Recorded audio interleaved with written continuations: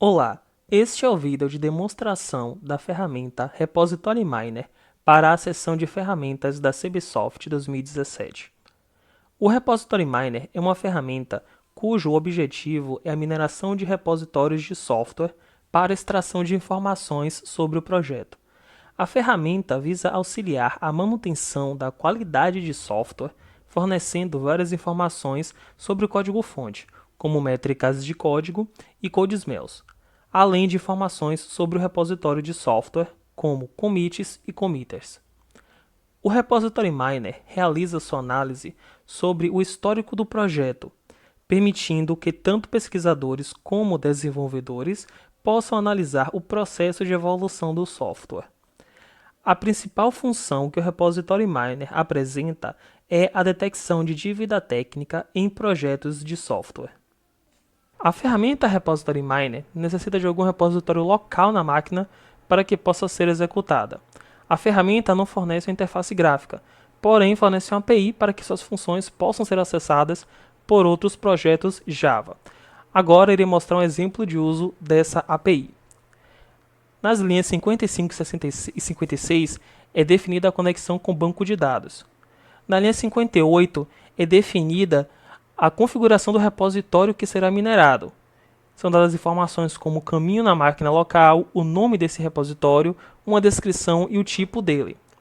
Na linha 61 é definido qual parser será utilizado nos códigos-fontes desse projeto, podendo ser definido mais de um parser por projeto, caso o projeto use mais de uma linguagem. Entre as linhas 63 e 85 são definidas as métricas de código que serão calculadas nesse projeto. Entre as linhas 87 e 96 são definidos que codesmells devem ser detectados nesse projeto. Salientando que os codesmells eles podem ser configurados, como por exemplo na linha 92, que eu estou configurando os thresholds do codesmell GoldClass.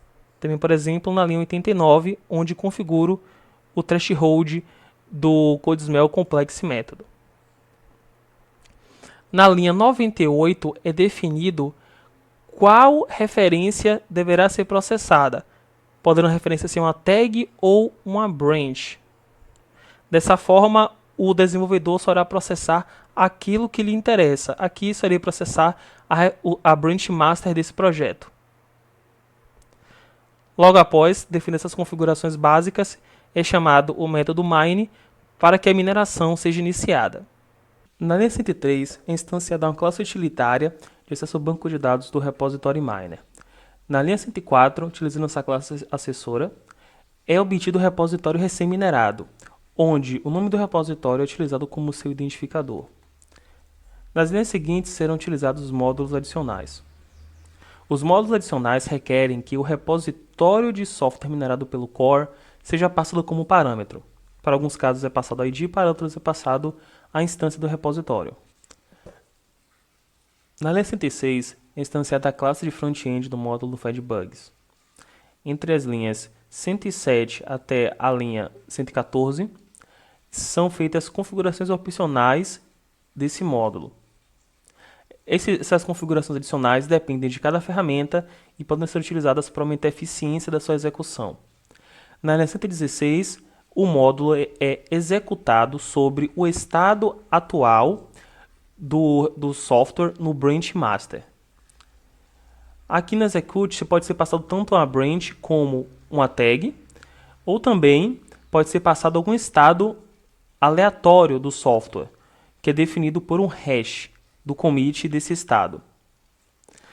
Esse comportamento de execução vale tanto para o módulo do FedBugs como para os outros módulos, exceto o módulo de mineração remota, onde pode ser passado uma branch, uma tag ou um estado aleatório definido por um hash de algum commit. Na linha 118, instanciamos a classe de front-end do módulo do PMD, onde iremos utilizar o seu add-on CPD. São realizadas algumas configurações, onde aqui estão sendo setados os valores padrões adotados pelo Repository Miner. São alocados recursos com o método prepare, depois o módulo é executado, depois os recursos são desalocados. O checkstyle funciona de forma parecida. Instanciamos a sua classe de front-end, fazemos configurações opcionais, alocamos recursos, executamos e depois desalocamos esses recursos. E cada configuração vai depender de cada ferramenta. Na linha 131 é a instância da classe de detecção de dívida técnica. E depois fazemos a detecção de dívida técnica para o estado atual do branch master.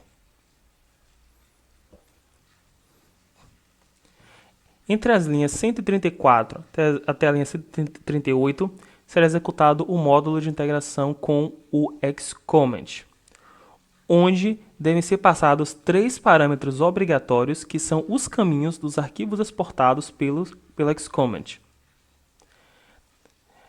Quando chamamos o execute na linha 138, é dito que a análise feita sobre esses arquivos será linkada com o estado atual do software no branch master. Ou seja, a análise com o Xcomment foi realizada sobre o estado do software no branch master. Por fim, é executado o módulo de mineração remota, onde na configuração devemos passar o ID do repositório recém-minerado, o dono do repositório remoto, o seu nome e qual serviço. Depois, a sincronização com o repositório remoto pode ser feita passando o seu token de segurança ou o login e senha do usuário. Após a execução de cada um dos módulos, é responsabilidade deles salvarem as informações no banco de dados MongoDB. O Repository Miner é uma ferramenta livre e encontra-se disponível no GitHub. O link do repositório pode ser encontrado no artigo. Obrigado pela sua atenção.